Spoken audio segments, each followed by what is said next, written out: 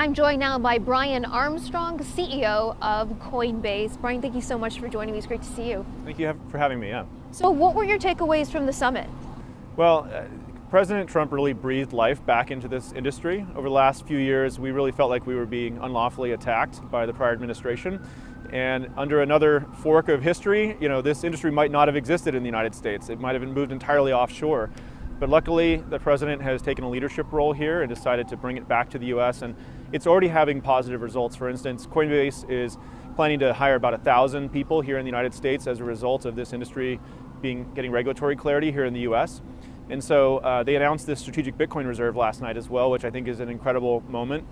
If the United States government is now a holder of Bitcoin, maybe a buyer of Bitcoin in a budget neutral way that won't cost the taxpayer anything, I think the rest of the G20 are going to see that as a signal that Bitcoin is really the successor to the gold standard, and maybe the rest of the G20 should also hold a strategic Bitcoin reserve. Do you think that the creation of the strategic Bitcoin reserve will stabilize Bitcoin, make it less volatile, and that it creates somewhat of a floor underneath the asset?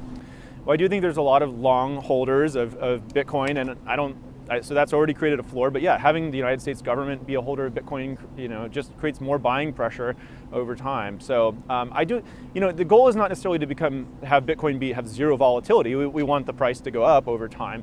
And things that are like stable coins, for instance, can be very flat in their pricing power. And so those are the medium of exchange, but we want Bitcoin to be kind of like a digital gold. So it's okay if it has some volatility with an upward trend over time. The administration obviously working to create more clarity for your industry. Congress also looking to create rules of the road, something I know that you and many others in the industry have been thirsting for. What are you hearing from lawmakers on Capitol Hill as it relates to the market structure bill, either in the Senate or the House? What are your expectations on how quickly that could move? We heard from President Trump this afternoon. He's looking for something before the August recess, he said. Yeah.